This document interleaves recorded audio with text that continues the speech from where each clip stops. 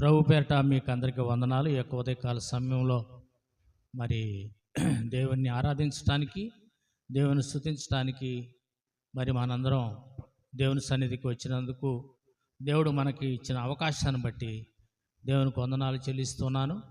మన దేవుడు గొప్ప దేవుడు, మన దేవుడు మరి రోషము కలిగినటువంటి దేవుడు, మన దేవుడు కరుణా సంపన్నత కలిగినవాడు.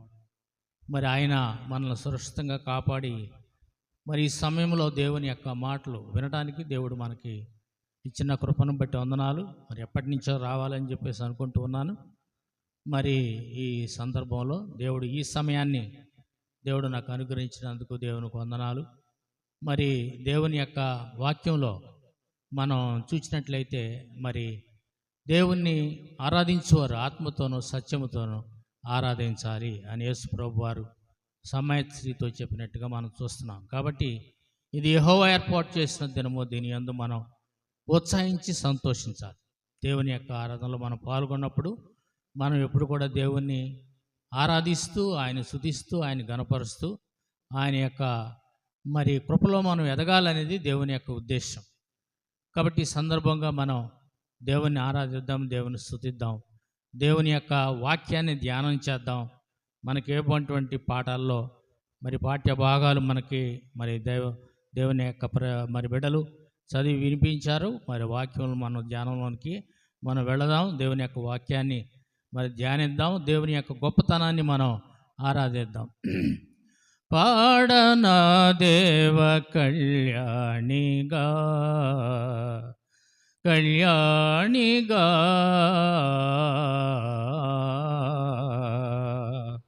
పాడనా దేవ కళ్యాణిగా కళ్యాణిగా నా పాట నీ పాద సేవాంకితము చేసి, నా పాట నీ పాద సేవాంకితము చేసి, పాడనా దేవ కళ్యాణిగా కళ్యాణిగా పాడనా దేవ కళ్యాణిగా కళ్యాణిగా నా పాట నీ పాద సేవాంకితము చేసి, నా పాట నీ పాద సేవాంకితము చేసి, పాడనా దేవ కళ్యాణిగా కళ్యాణిగా దేవా నీవే నా కీర్తనీయుడవు, దేవా నీవే నా యుద్ధ శూరుడవు, దేవా నీవే నా కీర్తనీయుడవు, దేవా నీవే నా యుద్ధ శూరుడవు, నా బలము నీవే, నా ఘనతయు నీవే,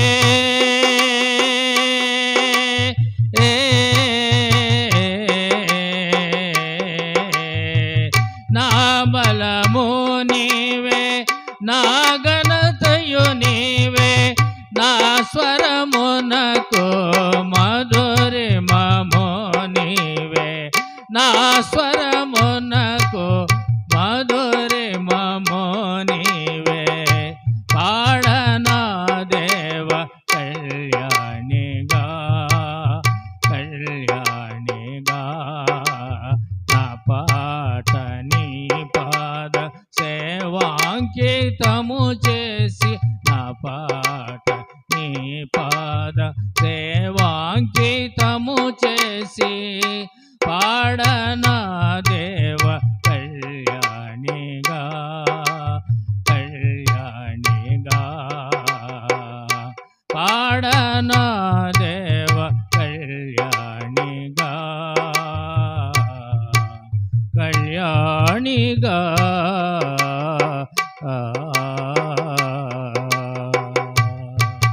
హల్లెలూయా హల్లెలూయా. దేవుని యొక్క నామానికి మహిమ కలుగును గాక. మరి మనం వాక్యాన్ని కొద్ది సమయం ధ్యానం చేసుకుందాం. 113వ దావీదు కీర్తన మనం మార్చి చదువుకున్నాం.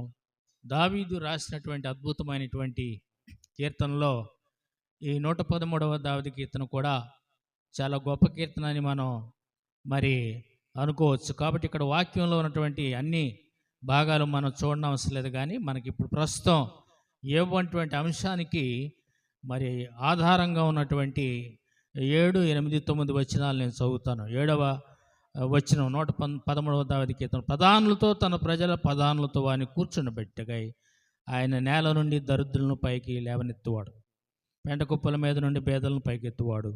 ఆయన సంతులేని దాన్ని ఇల్లాలుగా చేయవాడు, కుమారుల సంతోషం గల తల్లిగాను చేయును.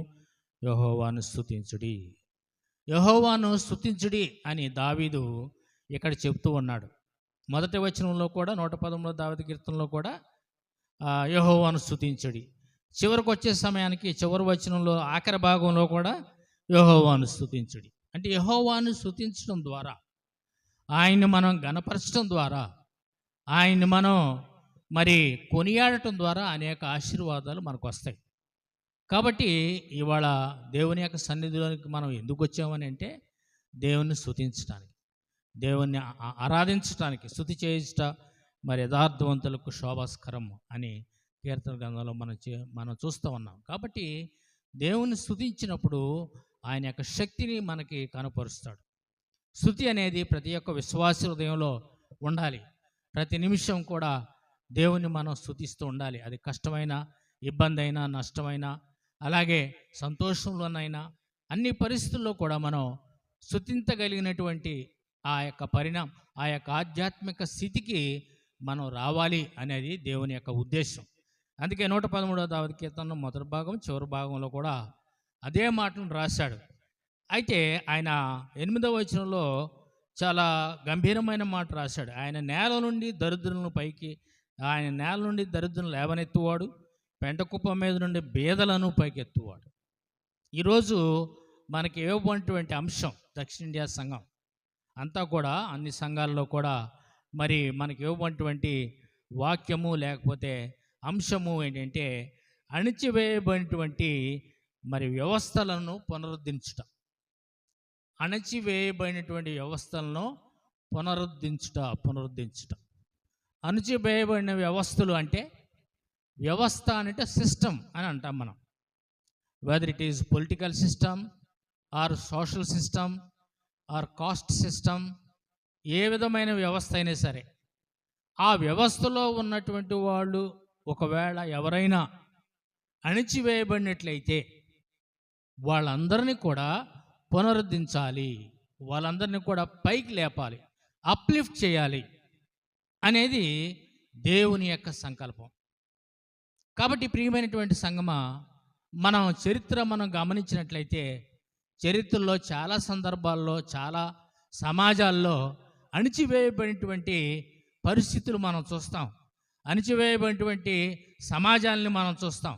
అణిచివేయబడినటువంటి వ్యవస్థలను మనం చూస్తాం. అయితే దేవుడు ఆశ్చర్యరీతిగా మరి అటువంటి అణిచివేయబడినటువంటి ప్రజల్ని లేవనెత్తి మరి ఆయన తన యొక్క సింహాసనం మీద కూర్చుండబెట్టినటువంటి సందర్భాలు చాలా ఉన్నట్టుగా మనం గమనిస్తాం. కాబట్టి మన దేవుడు గొప్ప దేవుడు, మన దేవుడు రిడీమర్, మన దేవుడు రిఫార్మర్, ఆయన సంఘ సంస్కర్త. సమాజంలో ఉన్నటువంటి మరి చెడుగుని, సమాజంలోని వ్యవస్థల్లో ఉన్నటువంటి అణచివేత అంటాం. అణచివేతను మనం ఏమంటామంటే ఆంగ్ల భాషలో అప్రెషన్ లేకపోతే సప్రెషన్. అణగదొక్కబడినటువంటి ప్రజల కోసం ఆయన పక్షంగా నిలబడతాడు, మన పక్షంగా నిలబడతాడు. ఎవరైతే అణిచివేయబడుతున్నారో సమాజంలో అనేక రకాలైనటువంటి హక్కులను పోగొట్టుకొని బానిసత్వంలో ఉన్నటువంటి వాళ్ళు ఎవరికైనా సరే వాళ్ళ పక్షంగా దేవుడు నిలబడతాడు అని ఉదయకాల సమయంలో ఈ కీర్తన గ్రంథంలో మనం చూస్తూ ఉన్నాం. కాబట్టి ప్రియమైనటువంటి సంఘం, ఒకసారి చరిత్ర మనం చూస్తే, అంటే బయటి చరిత్రను కొంచెంసేపు పక్కన పెడదాం. బైబిల్ చరిత్రలో మనం చూసినప్పుడు కూడా బైబిల్లో 430 సంవత్సరాలు మరి ఇశ్రాయేలీలు ఐగుప్తుల దగ్గర వాళ్ళు అణచివేయబడ్డారు. అవునా? మనకు తెలిసినటువంటి విషయమే కదా ఇది, మనకు తెలిసినటువంటి చరిత్రే.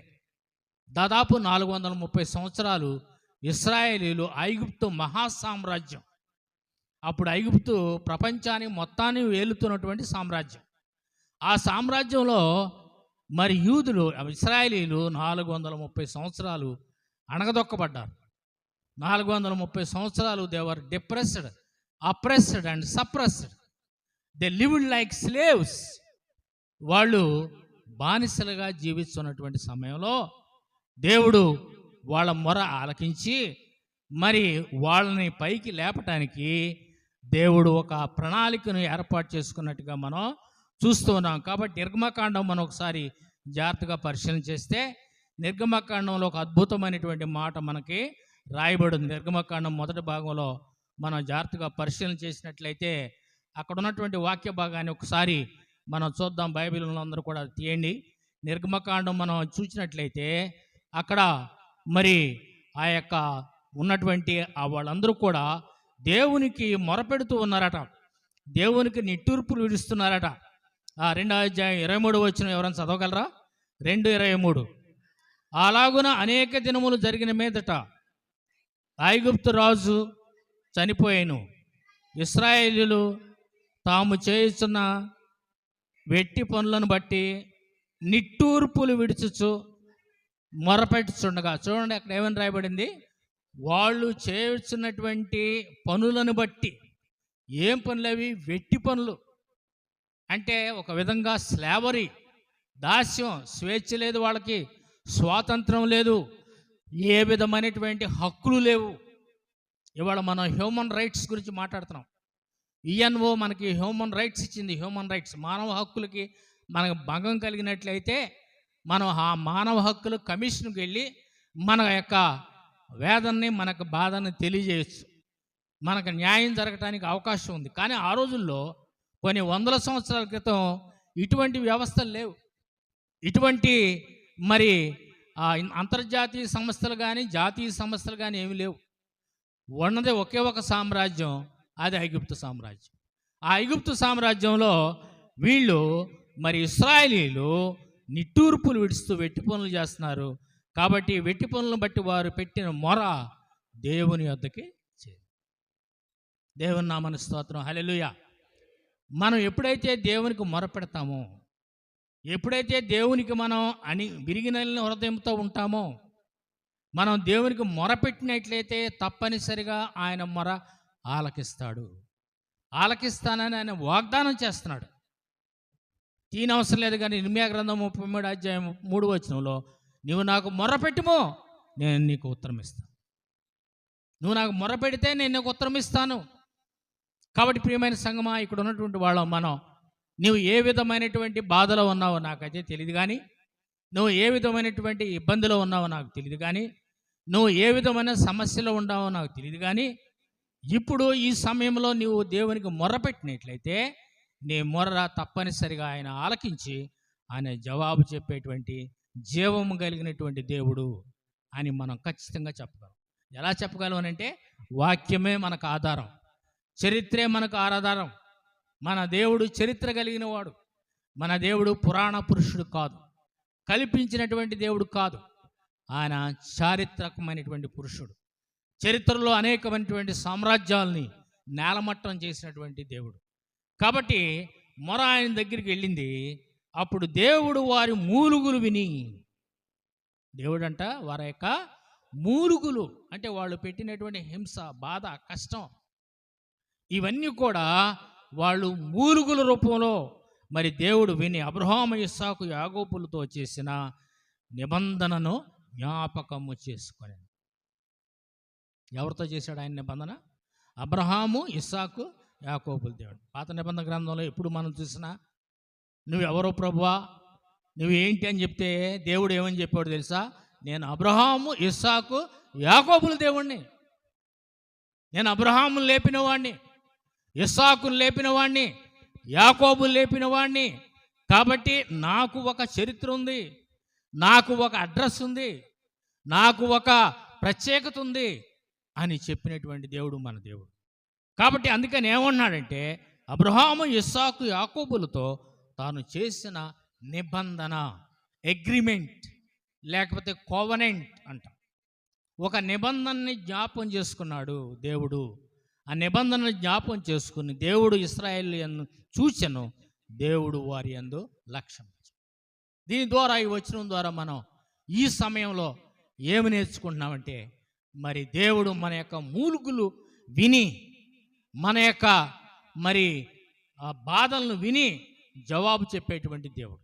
మనం ఉపవాస దినాల్లో ఉన్నాం, శ్రమల దినాల్లో ఉన్నాం.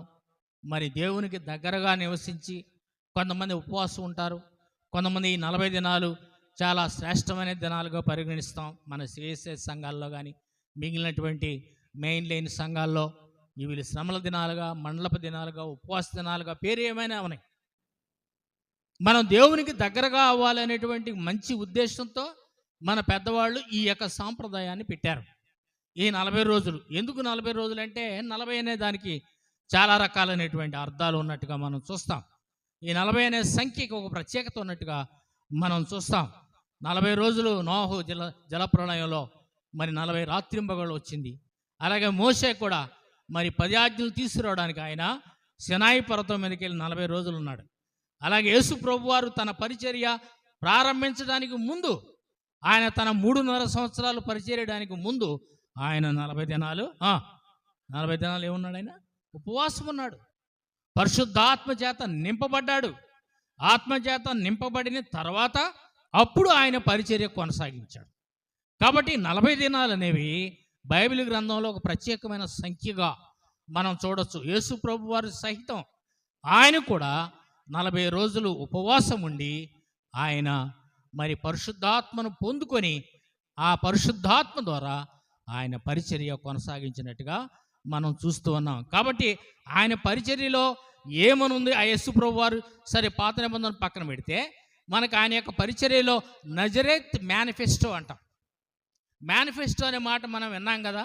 ఎన్నికల ప్రణాళికల్లో మరి మనం ఓట్లు వేసేటువంటి సమయంలో ఎన్నికల్లో రాజకీయ నాయకులు వచ్చి ఎన్నికల ప్రణాళిక చెప్తారు. మేము అది చేస్తాం, మేము ఇది చేస్తాం, మరి మీకు అనేకమైనటువంటి రాయితీలు ఇస్తాం, లేకపోతే సూపర్ 6 అంటాం, లేకపోతే అవంటాం ఇవ్వంటాం అని చెప్పేసి మనకు వాగ్దానాలు చేస్తారు.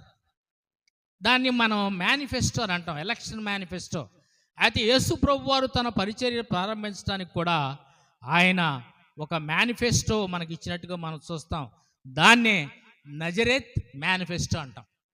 Nazareth manifesto. లూకాసు సువార్త 4వ అధ్యాయము 18వ వచనంలో మనం చూసినట్లయితే, లూకాసు సువార్త 4:18, ప్రభువు ఆత్మ నా మీద ఉన్నది, పేదలకు సువార్త ప్రకటించుటకై ఆయన నన్ను అభిషేకించెను, చెరలోనున్న వారికి విడుదల, గుడ్డి వారికి చూపు ప్రకటించుటకును, నలిగిన వారిని విడిపించుటకును, ప్రభు హితవత్సరం ప్రకటించుటకును ఆయన నన్ను పంపియను. యేసు ప్రభు వారు పెరిగినటువంటి నజరేతునకు వచ్చినప్పుడు, ఆయన సమాజం మందిరంలో ఆయన ఉన్నప్పుడు ఆయనకు ఒక పుస్తకపు చుట్ట ఇవ్వబడింది. ఆ పుస్తకపు చుట్ట ఏంటయ్యానంటే యెషయా గ్రంథం. యెషయా గ్రంథంలో ఉన్నటువంటి మాటల్ని ఇక్కడ లోకా ఎత్తి రాస్తున్నాడు. యెషయా గ్రంథంలో ఉన్న మాటలు యేసు ప్రభు అందు నెరవేరినాయి.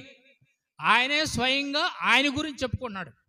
He is telling or he is revealing about himself what he is. ఆయన ఏమై ఉన్నాడు చెబుతున్నాడు. ప్రభువు ఆత్మ నా మీద ఉన్నది. ఆత్మ అనేది పెద్ద అక్షరాల్లో పెట్టాడు చూడండి. అంటే పరిశుద్ధాత్మ పేదలకు సువార్త ప్రకటించుట. ఎవరికంటే సువార్త? పేదలకు సువార్త ప్రకటించుటకై. మన భారతదేశానికి ఒకసారి చూస్తే చరిత్ర, క్రిస్టియన్ మిషనరీస్, క్రైస్తవ మిషనరీస్ మన గ్రామాల్లోకి, మన యొక్క పల్లెల్లోకి, మనం ఉన్నటువంటి స్థలాల్లోకి, ఈ యొక్క సమాజం, ఇక్కడ ఉన్నటువంటి సమాజం, upper strata of the society, పైన ఉన్నటువంటి సమాజం మనల్ని సమాజానికి దూరంగా ఉంచినప్పుడు మనకు సువార్త ప్రకటించడానికి క్రైస్తవ మిషనరీలు ఈ దేశానికి వచ్చారు. మిషనరీ ఆర్గనైజేషన్స్ వచ్చినాయి. బోల్డంతమంది మిషనరీస్ వచ్చారు. మొట్టమొదటిగా మన భారతదేశానికి సువార్త తీసుకొచ్చింది ఎవరు? మొట్టమొదటిగా ఎవరు తీసుకొచ్చారమ్మా? తోమా యేసు ప్రభు వారి శిష్యుల్లో ఒకడు. యేసు ప్రభు ఎవరో నాకు తెలియదని, యేసు ప్రభు వారు లేచాడంటే నేను నమ్మనని మరి చెప్పినటువంటి తోమా తర్వాత యేసు ప్రభు యొక్క సువార్తను మొట్టమొదటిసారిగా కేరళ రాష్ట్రానికి తీసుకొచ్చాడు. తర్వాత చాలామంది మిషనరీలు వచ్చారు. William Carey, he is called the missionary, modern day of missionaries అంట. ఆయన ఈ భారతదేశంలోనికి వచ్చి తెలుగు బైబిల్ని ట్రాన్స్లేషన్ చేసి మరి ఈ బైబిల్ ఇవాళ మనం చదువుకున్నామంటే ఆయన చేసిన పుణ్యం. బైబిల్ కాలేజ్ శ్రీరంపూర్లో స్థాపించి పేదలకు, నిర్భాగ్యులకు, ఇందాక మనం అనుకున్నాం, మరి అణచివేయబడినటువంటి వారు అయినటువంటి మనకు, అంటే మనం కాదు కానీ మన ముందున్నటువంటి ప్రజలు, మన తాత ముత్తాతలు ఒకసారి చరిత్ర తిరగేస్తే వాళ్ళకు ఊరికి దూరంగా పెట్టేవాడు. వాళ్ళందరినీ అంటరాని వారుగా చూసిన సందర్భాలు ఉన్నాయి. చరిత్ర మనం చూస్తే తెలుస్తుంది. చరిత్ర తెలుసుకోవాలి.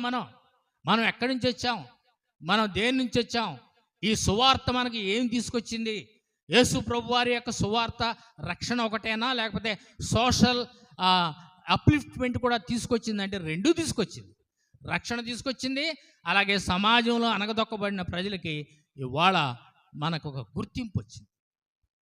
క్రైస్తవులంగా ఇవాళ మనం చదువుకున్నాం, క్రైస్తవులంగా ఈరోజు మనం ఉద్యోగాలు చేస్తున్నాం, క్రైస్తవులుగా ఇవాళ మనం ఒక స్టేటస్, ఒక హోదా కలిగి ఉన్నామంటే అది యేసు ప్రభు వారు ఇచ్చినటువంటి ఒక గొప్ప పరిచర్య. దాన్ని తీసుకొచ్చిన వాళ్ళు మిషనరీస్.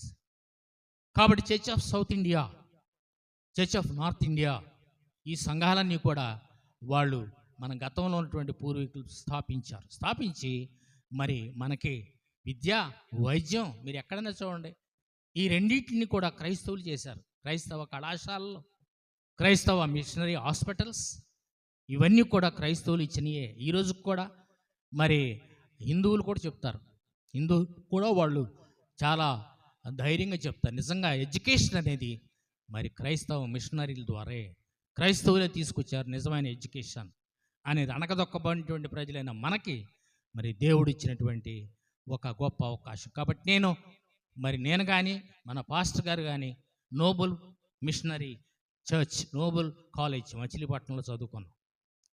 మరి ఆల్ఫ్రెడ్ లార్డ్ టెన్నింగ్స్ మరి నోబుల్ అని ఆయన మరి ఆ యొక్క కాలేజీ స్థాపించాడు.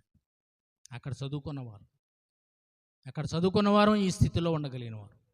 కాబట్టి పేదలకు సువార్త ప్రకటించబడింది, అణగదొక్కబడినటువంటి వారికి సువార్తను ప్రకటించబడింది. అలాగే అణగదొక్కబడినటువంటి ఇశ్రాయేలీలకి దేవుడు వాళ్ళని పైకి తీసుకొచ్చి ఎవరిని లేపాడంటే మోషే అనే ఒక వ్యక్తిని లేపాడు. మోషేని లేపినప్పుడు, మోషే నేను వెళ్ళలేను ప్రభువా, నాకంత ధైర్యం లేదు, ఐగుప్తు రాజుతో నేను మాట్లాడలేను అన్నప్పుడు, నేను నత్తివాడిని అన్నప్పుడు, అరే మోషే, అసలు నీకు నోరిచ్చింది ఎవరయ్యా? నోరిచ్చింది నేనే కదా.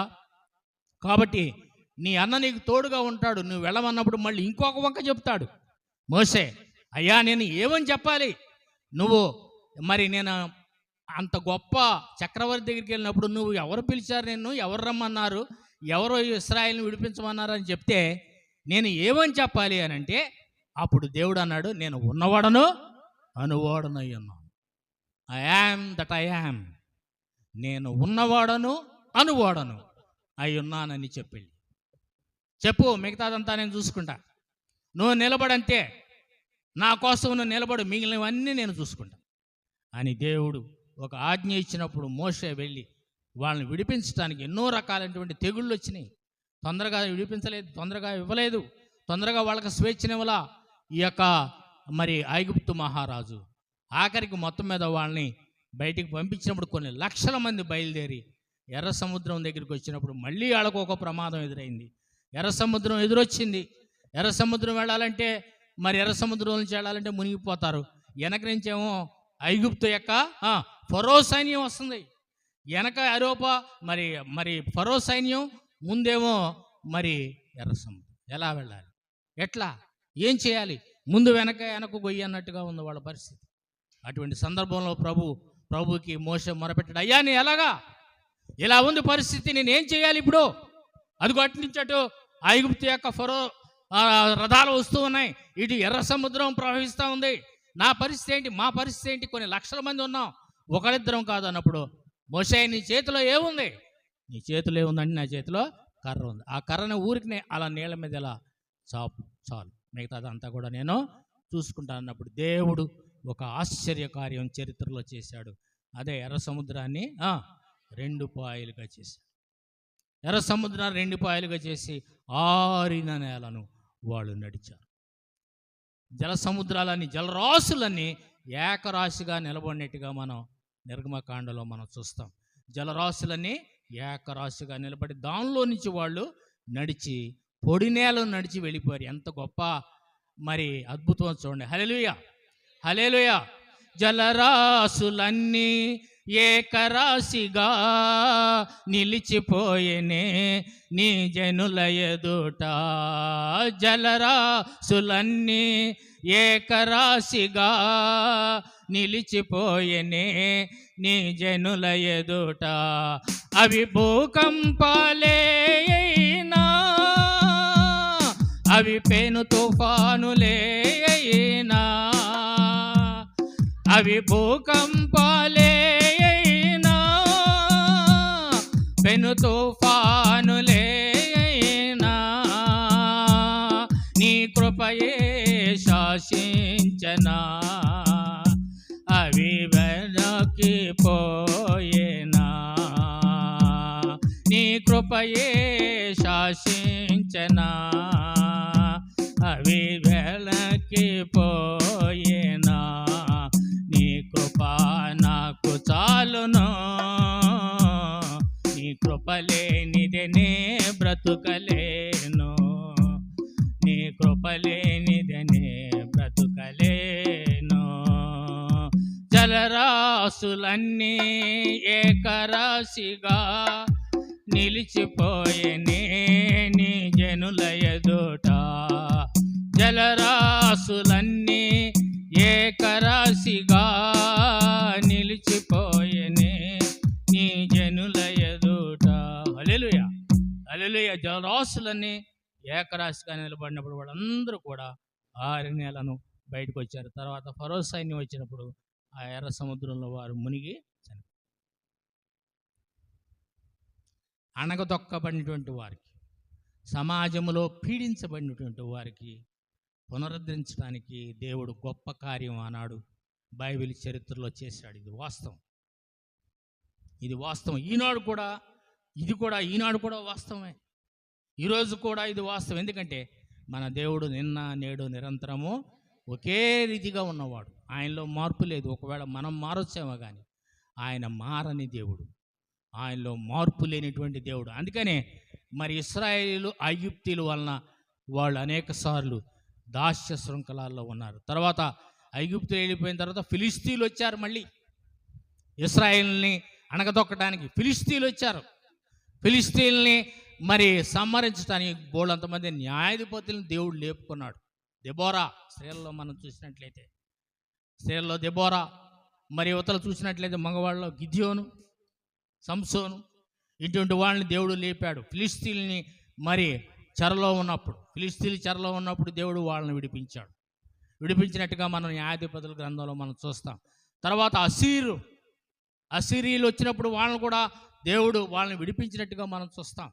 తర్వాత మోయాబీయులు, వీళ్ళందరూ కూడా రకరకాలైనటువంటి వాళ్ళు మరి వచ్చి ఇశ్రాయేల్ని హింసించినప్పుడు ఆయన వాళ్ళని విడిపించినట్టుగా చూస్తాం. అలాగే అసీరీలు దేవుని మీదకి, అంటే దేవుని ప్రజల మీదకి వచ్చినప్పుడు నహూము ప్రవచిస్తున్నాడు. ఇందాక మనం చూసాం. ఇందాక మనం చూసినటువంటి వాక్య భాగంలో నహూము గ్రంథం చూడండి. నహూము గ్రంథం మనం చూసినట్లయితే పాత నిబంధనలో ఉన్నటువంటి ఒక మాటనంతా నేను చదవను, కానీ మనం చదివినటువంటి భాగం 1 నుంచి 15 వచనాలు. మరి నహూము గ్రంథం 1వ అధ్యాయంలో అక్కడ ఒక వాగ్దానం మనకి ఇవ్వబడింది. 1:7 మనం చూస్తే ఏమనుందంటే, చదవండి. యెహోవా, మరి నహూము గ్రంథం 1వ అధ్యాయం 7వ వచనం, 768వ పేజీ. యెహోవా ఉత్తముడు ఏమని చెప్పాడు? ఆగండి. ఏమని చెప్పబడింది అక్కడ? యెహోవా ఎవరంట? ఉత్తముడు. ఆయన ఉత్తమమైన గుణగణాలు కలిగిన వాడు, ఆయన ఉత్తమమైనటువంటి లక్షణాలు కలిగిన వాడు. పైకి వెళ్తే 2వ వచనంలో ఆయన రోషము కలిగిన వాడు, ప్రతీకారం చేయగలిగిన వాడు, మహోగ్రత కలిగిన వాడు, శత్రువులకు ప్రతీకారం చేసేవాడు అని మనం చూస్తాం. తర్వాత యెహోవా దీర్ఘశాంతుడు, మహాబలము గలవాడు, ఆయన దోషులను నిర్దోషులుగా ఎంచడు. ఒకవేళ తాత్కాలికంగా ఒకవేళ పైకి వచ్చినట్టు కనపడినా, చెడు విజృంభిస్తున్నట్టు మనకు కనపడినా, అంతిమ విజయం మందే. ఈ మధ్యకాలంలో ఒక 4-5 రోజుల నుంచి మనం చూస్తున్నాం. ఒక పాస్టర్ గారిని భయంకరంగా కొట్టి చంపేసినట్టుగా మనకు వార్తలు వస్తున్నాయి. దాన్ని మరి పోలీసు వాళ్ళు అధికారులు దాన్ని మరి యాక్సిడెంట్గా చిత్రీకరించడానికి ప్రయత్నం చేస్తున్నారు. మరి చాలా వరకు చాలామంది అనుమానించేది ఏంటంటే అది హత్య అని. హింస ద్వారా అయినా పర్వాలేదు, అయినా దేవుడు ఆ బిడ్డని పరలోకంలో తీసుకుని వెళ్ళాడు. కొన్ని వేల మంది, కొన్ని లక్షల మంది ఆయన యొక్క ఫనరల్ సర్వీస్కి సెకండ్రాబాద్కి సెంటినరీ బ్యాప్టిస్ట్ చర్చ్కి వచ్చినట్టుగా మనం మీడియాలో, ఎలక్ట్రానిక్ మీడియాలో, ప్రింట్ మీడియాలో మనం చూస్తున్నాం. తాత్కాలికంగా చెడు అనేది విజృంభించిన అంతిమ ఫలితం మందే, అంతిమ విజయం మందే.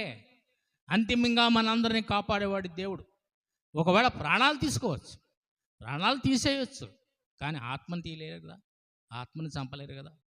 కాబట్టి ప్రాణాలను చంపవచ్చు, ప్రాణాలను తీసివేయవచ్చు, కానీ ఆత్మని ఎవరు కూడా తీసేయడానికి అధికారం లేదు. అది ఒక దేవునికి మాత్రమే ఉంది. కాబట్టి ప్రియమైనటువంటి సంగమా, ఒక విధంగా ఒక కోణంలో మనం ఆలోచిస్తే మరి బాధకరమే, కానీ ఇంకొక కోణంలో ఆలోచిస్తే క్రైస్తవులకి హింస వచ్చింది అని అంటే దేవుడు ఇంకొక కొంత 100 మందిని, 1000 మందిని, ఇంకా అనేక మందిని లేపుతాడు. సంఘ చరిత్ర చెప్పే సత్యం అది. Where there is a violence the church has been expanded. ఎక్కడ హింస జరిగిందో అక్కడ సంఘం అభివృద్ధి చెందింది. ఎక్కడ హింస జరిగిందో అక్కడ సంఘం మరి పెరిగినట్టుగా మన అపోస్తుల కార్యాల్లో మనం చూస్తాం. కాబట్టి ప్రియమైనటువంటి సంఘమా, మనం మరి కొంచెం పట్టుదలతో, ఓపికతో ప్రార్థించినట్లయితే ఆయన రాజ్య వారసులంగా మనం ఉండాలి. కాబట్టి దేవుడు వాళ్ళని మరి లక్షల మందిని బయటికి తీసుకొని వచ్చి మరి వాళ్ళని పోషించి 40 సంవత్సరాలు వాళ్ళు వెళ్ళవలసిన సాధారణంగా 40 రోజులే, కానీ 40 దినాలను వాళ్ళని పోషించి, మన్నాతో పోషించి, అలాగే వాళ్ళకి కావాల్సినటువంటి ఆహారం ఇచ్చి, నీళ్లు లేకపోతే నీళ్ళిచ్చి, అందుకని ఇక్కడ ఏమని రాయబడింది? యెహోవా ఉత్తముడు. యెహోవా ఎవరంట? ఆయన ఉత్తముడు. శ్రమదినం ఉంది ఆయన ఆశ్రయదుర్గం. ఎప్పుడంట? ఎప్పుడు ఆశ్రయదుర్గం? ఆయన శ్రమలలో ఆయన ఆశ్రయదుర్గం. క్రైస్తవులకి శ్రమలు వస్తాయా? క్రైస్తవులకు శ్రమలు వస్తే రావా? చెప్పాలి.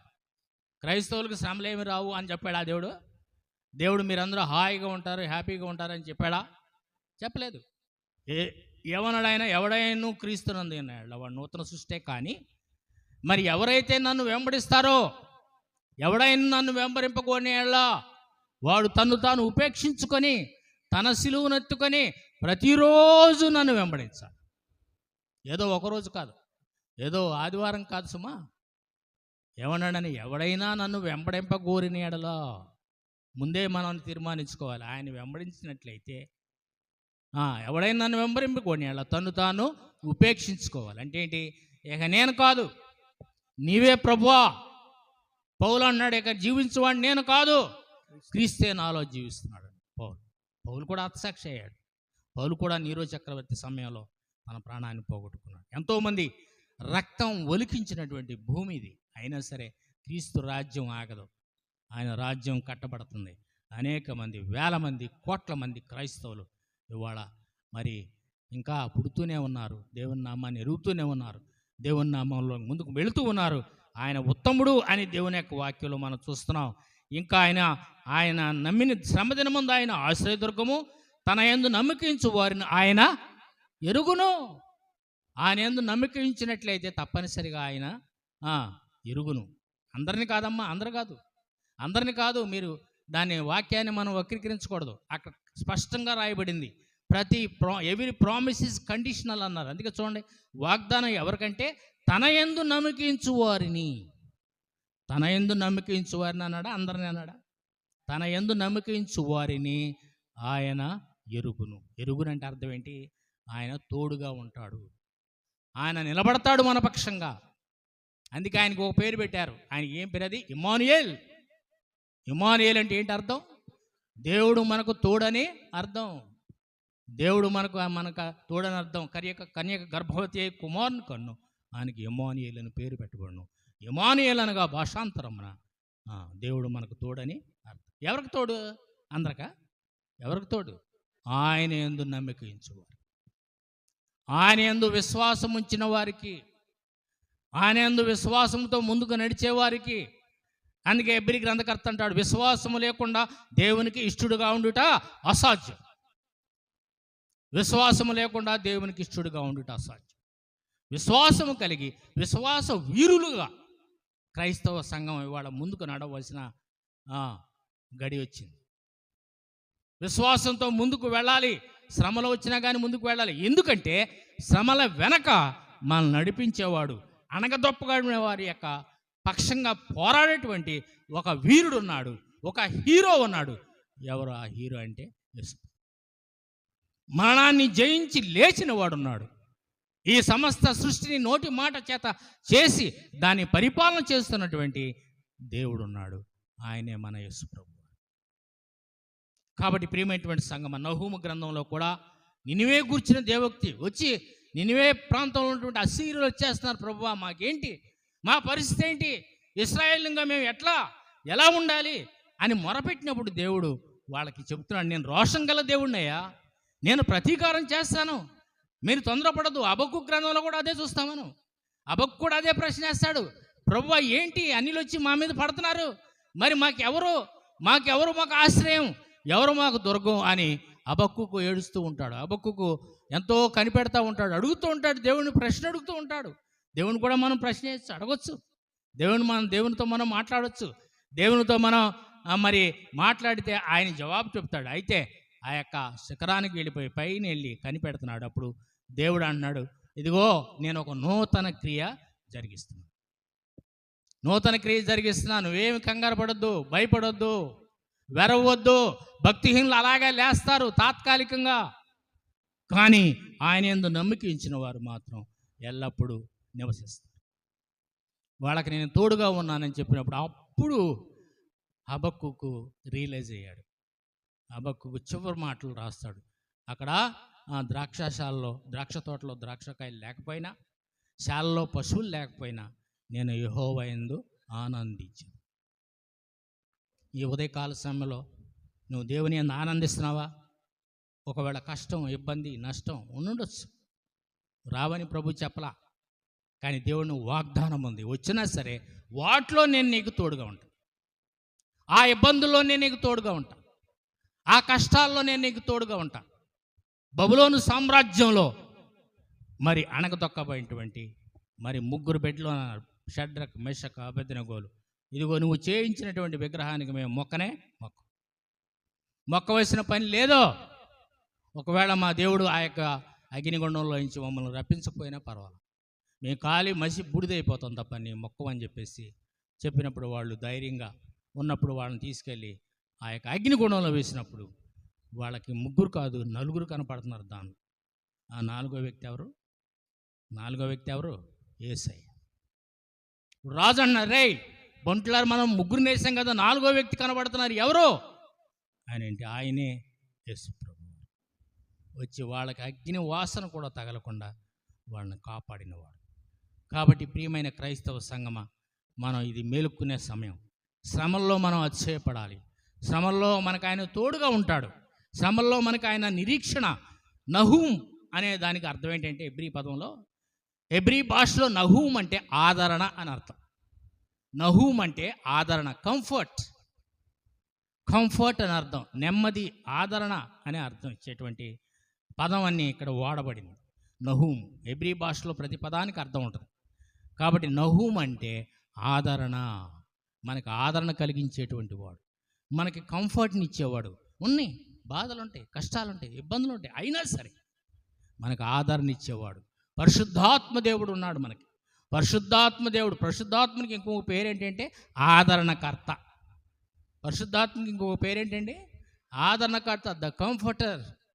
యేసు ప్రభు వారు మరణించి 3వ దినాన్ని లేచి వెళ్ళిపోయిన తర్వాత దేవుడు ఎవరిని పంపించాడు? పరిశుద్ధాత్మను పంపించాడు.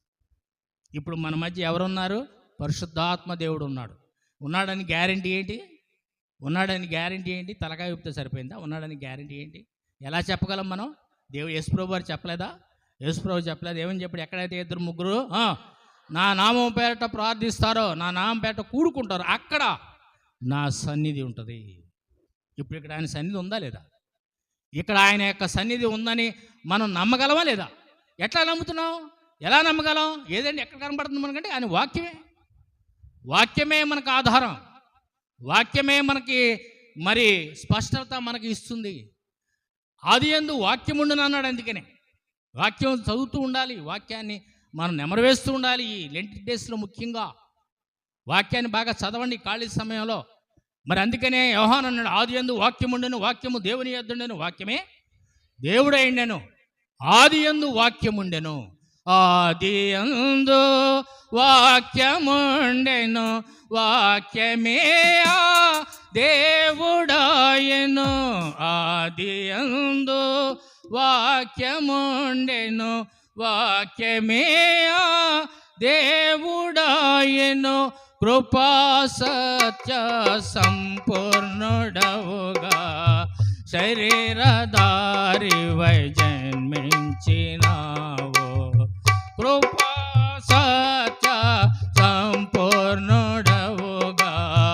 శరీరధారివై జన్మించినావు. తరతరాలుగా తండ్రివి నీవు, తరతరాలుగా తండ్రివి నీవు.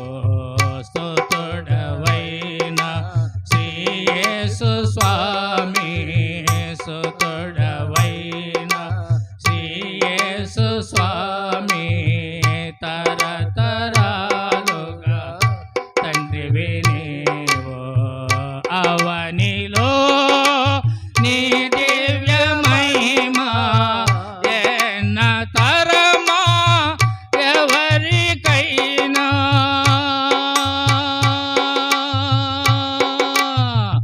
ఎవనిలో నీ దివ్య మహిమ ఎన్న తరమా ఎవరికైనా.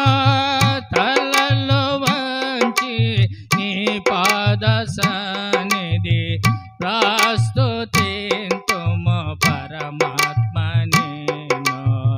తలలో వంచి నీ పాద సన్నిధి ప్రస్తుతింతుము పరమాత్మ నేను. తరతరాలుగా తండ్రివి నీవు, స్తుతుడవైన శ్రీ యేసు స్వామి, స్తుతుడవైన శ్రీ యేసు స్వామి, తరతరాలుగా తండ్రివి నీవు. హల్లెలూయా, హల్లెలూయా. ఆది యందు వాక్యం ఉంది, వాక్యము దేవుని యొద్ద ఉండి, ఆ వాక్యమే కృపా సత్య సంపూర్ణుడుగా శరీరధారిగా మన మధ్య నివసించాడు. ఎప్పుడు? దాదాపు 2000 సంవత్సరాల క్రితం వాక్యము శరీరధారిగా ఈ భూమి మీదకి వచ్చి 33.5 సంవత్సరాలు ఈ భూమి మీద జీవించాడు. ఆయన జీవించి నీ కొరకు నా కొరకు సిలువలో తన ప్రాణం పెట్టాడు. ఆయన ఎవరితో యుద్ధం చేయలేదు, ఆయన ఎవరితో పోట్లాడలేదు, ఆయన హింసను ప్రోత్సహించలేదు, ఆయన మనుషుల్ని ప్రేమించాడు. కాబట్టి వాళ్ళ ప్రపంచంలో కొన్ని కోట్ల మంది, కొన్ని millions of people around the world Yesu ప్రభు వారిని సొంత రక్షకంగా అంగీకరించి యేసు ప్రభు వారిని వాళ్ళు పూజిస్తూ ఆరాధిస్తూ ఉన్నారు. కత్తులు పట్టుకున్న వాళ్ళు, కటారులు పట్టుకున్న వాళ్ళు, యుద్ధాలు చేసిన వాళ్ళు, బబులోను సామ్రాజ్యం, ఐగుప్తు సామ్రాజ్యం ఇశ్రాయేల్ని మరి ఎంతో శోభ పెట్టింది, ఏడిపించింది. ఏది ఇవాళ ఉందా? ఇవాళ ఐగుప్తు సామ్రాజ్యం ఉందా చరిత్రలో? బబులోను సామ్రాజ్యం, దానియేలు వీళ్ళంతా ఉన్నారు. బబులోను సామ్రాజ్యంలో కూడా యూదుల్ని హింసించారు. ఉందా ఇవాళ బబులోను సామ్రాజ్యం? యేసు ప్రభు వారిని మరి రోమా ప్రభుత్వం సిలువేసి చంపింది.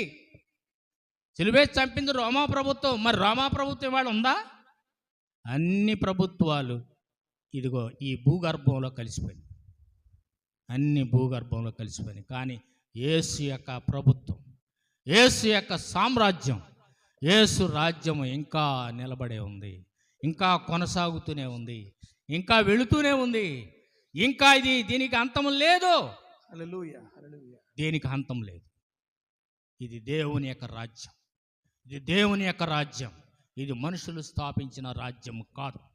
కాబట్టి యేసు ప్రభు వారు ఆయన మనిషిగా, ఆయన మానవుడిగా ఈ భూమి మీద ఉన్నప్పుడు అనేకమైనటువంటి మరి సెక్షన్స్ ఆఫ్ పీపుల్, అనేక మంది ప్రజలను ఆయన ముట్టాడు, అనేక మంది ప్రజల్ని స్వస్థపరిచాడు. ఇందాక మనం చదివాం, 3వ పాఠం మనం చదవబడలేదు కానీ మరి లూకాసు వార్త 13వ అధ్యాయం 10వ వచనంలో మనం చూసినట్లయితే 10వ వచనం నుంచి 15వ వచనం 17వ వచనాల వరకు మనం చూస్తే ఒకసారి బైబిల్లో చూడండి. లూకాసు వార్తలో సువార్తల్లో యేసు ప్రభు వారు చేసిన మాటలు మనం విందాం. 13వ అధ్యాయం 10 నుంచి 17 వచనాల్లో మనం చూస్తే ఆయన విశ్రాంతి దినంలో సమాజ మందిరంలోకి వెళ్ళాడంట. వెళ్ళినప్పుడు 18 ఏండ్ల నుండి బలహీనపరుచు దెయ్యం. ఎన్ని సంవత్సరాలు చెప్పండి? ఎన్ని సంవత్సరాలు? 1 సంవత్సరాలా 2 సంవత్సరాలా? 18 ఏండ్ల నుండి. బాబోయ్, మనకి ఏదైనా చిన్న ప్రమాదం, ఏదైనా ఇబ్బంది కలిగితేనే నాకేదో చిన్న ప్రమాదం ఇబ్బంది కలిగితేనే ఏంటి ప్రభా నాకు ఇబ్బంది, ఏంటి ప్రభా నాకు ఈ కష్టం, అందరూ బాగానే ఉండరుగా, నాకేంటి ఇబ్బంది అంట. మానవ సహజం. 18 ఏళ్ళ నుంచి బాధపడుతుంది. మరి రక్తస్రావం గల స్త్రీ ఎంతకాలం నుంచి బాధపడింది? 12 సంవత్సరాలు. 12 సంవత్సరాల నుంచి బాధపడుతూ ఉంది రక్తస్రావం గల స్త్రీ. బాగు చేయలేదా యేసుప్రభు వస్త్రపు చెంగిలా ముట్టగానే స్వస్థ వచ్చింది. మరి ఇంకొక వ్యక్తి అక్కడ కోనేరు దగ్గర నిలబడ్డాడు. కొన్ని సంవత్సరాల నుంచి ఆయనకి స్వస్థత లేదు. ఎవరో వచ్చి తీసుకెళ్తే తప్ప తనని తీసుకెళ్లేవాళ్ళు లేరు, స్వస్థపరిచేవాళ్ళు లేరు. ఎవరో ఎన్ని సంవత్సరాల నుంచి ఉన్నాడు అతను? 38 సంవత్సరాల నుంచి అక్కడే పడిగాపులు పడుతున్నాడు. అప్పుడు యేసు ప్రభు వారు వచ్చి ఆ బిడ్డను లేపాడు. ఇదే మార్జినలైజ్డ్ సొసైటీలో అణగదొక్కబడిన వారు, సొసైటీలో అనగాడిన వారు, సొసైటీలో అనారోగ్యం కలిగిన వారు, సొసైటీలో గుర్తింపు లేని వారికి ఆయన గుర్తింపు ఇచ్చినటువంటి వాడు. వ్యభిచారంలో పట్టబడిన స్త్రీని తీసుకొచ్చారు.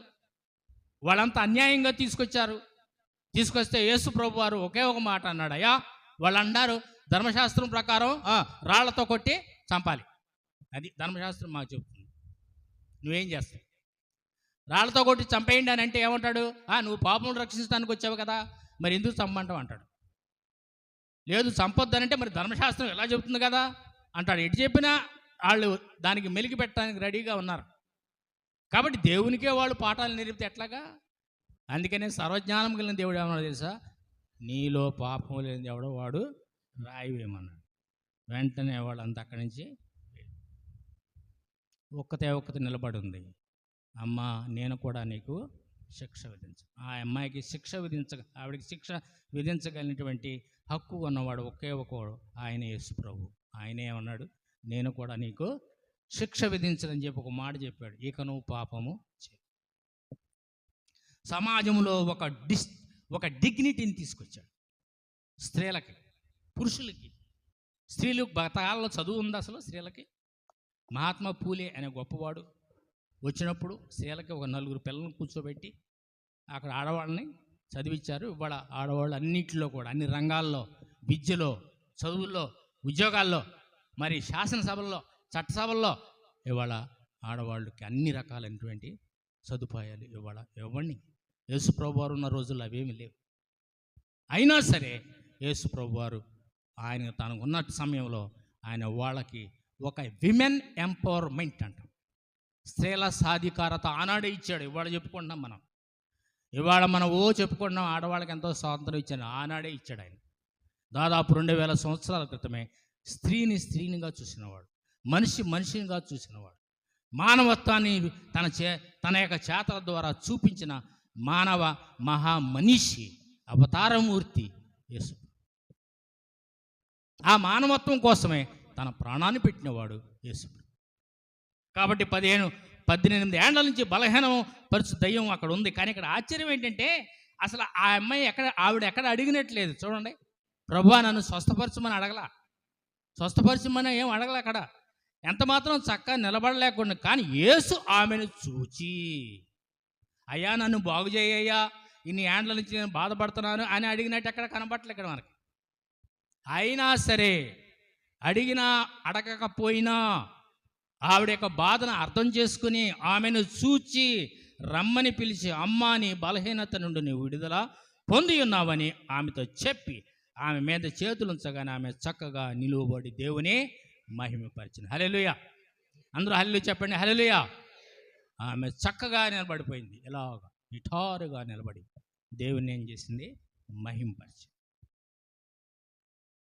ఏ dignity, a comfort, an empowerment. That is what Jesus did when he was a man. ఆయన మనిషిగా ఉన్నప్పుడు మనిషిని మనిషిగా చూశాడు, మనుషుల మీద ప్రేమ చూపించాడు. ఆమెను అడగకపోయినా కానీ చూచి జాలిపడి ఆయన్ని స్వస్థపరిచి ఆవిడని నిలబెట్టాడు. ఇంతకన్నా సాంఘిక సంస్కర్త ఎవరైనా ఉన్నారా బైబిల్ చరిత్రలో? ఇంతకంటే సోషల్ రెవల్యూషనరీ ఎవరైనా ఉన్నారా? ఇంతకంటే గొప్ప మరి సంఘాన్ని సంస్కరించిన వాళ్ళు ఎవరైనా ఉన్నారా చరిత్రలో? ఎవరు లేరు, యేసు ప్రభు వారు మాత్రమే. కాబట్టి ప్రియమైనటువంటి సంఘమా, అణగదొక్కబడినటువంటి సమాజంలో ఉన్నబండి వారిని ఒక పునరుద్ధరించడానికి యేసు ప్రభు వారు మానవుడిగా ఈ భూమి మీదకి వచ్చాడు. రావటమే కాదు, ఈ శ్రమల దినాల్లో ఆయన నీ కొరకు నా కొరకు ఆయన తన యొక్క ప్రాణాన్ని అర్పించాడు. అవునా కదా? ఆయన నీ కొరకు నా కొరకు తన 33.5 సంవత్సరాల యవ్వన రక్తాన్ని నీ కొరకు నా కొరకు సిలువలో ధారపోసాడు. ఇది గుర్తుపెట్టుకోవాలి. చివరికి వచ్చేటప్పటికి మనం అక్కడికే రావాలి, మళ్ళీ సిలువ దగ్గరికే రావాలి. మనం ఆలయంలోనికి రాగానే వచ్చేసి ఆలయంలో కూర్చున్నప్పుడు ఎక్కడ ఫ్యాన్ ఉందా, ఎక్కడ గాలి వస్తుందని చూసుకుంటాం. అది కాదు.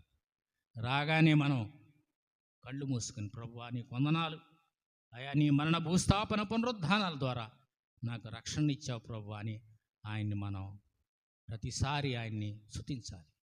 ఇందాక మొట్టమొదటిగా చెప్పాను, కీర్తనకారుడు యెహోవాను స్తుతించాడు. ఈరోజు కూడా ఆయన మనం స్తుతించబద్దులమై ఉన్నాం. మంచి గొర్రెల కాపరి గొర్రెల కోసం ఏం పెడతాడు? ప్రాణం పెడతాడు. గొర్రెల కాపరి గొర్రెల కోసం ప్రాణం పెడతాడు. మంచి గొర్రెల కాపరి ఆయన యేసు ప్రభు వారు గొర్రెల కాపరి కాబట్టి ఆయన మన కొరకు ప్రాణం పెట్టాడు. గొర్రెల మంచి కాపరివి నీవు, లోయలలో నన్ను నడిపించినావు. గొర్రెల మంచి కాపరివి నీవు, లోయలలో నన్ను నడిపించినావు. నా గొర్రెలే నా స్వరము వినును, నా గొర్రెలే నా స్వరము వినును, నా గొర్రెలే నన్ను ఎరుగునని, నా గొర్రెలే నన్ను ఎరుగునని, రక్షణనిచ్చినావా, నా సేదని తీర్చినావా, ఆశ్రయమిచ్చినావా, నా సేదని తీర్చినావా. కృపలో కలువరి నీడలో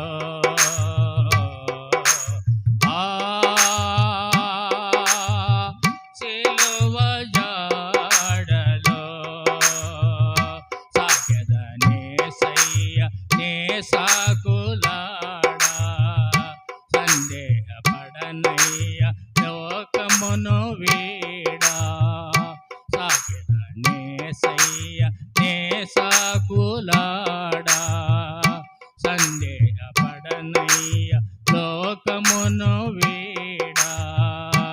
కృపలో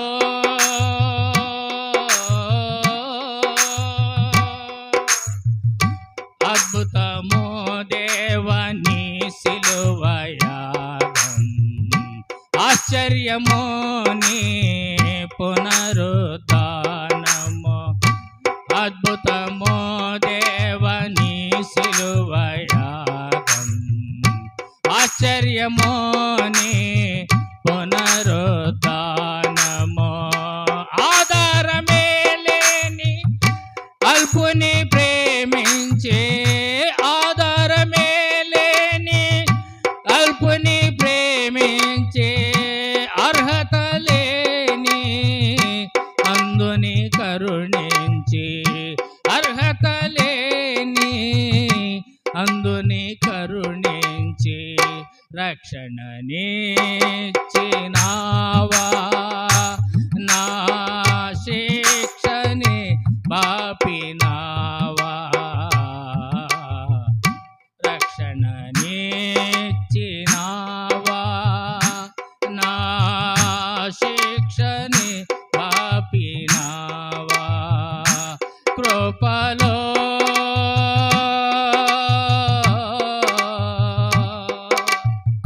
కలువరి నీడలో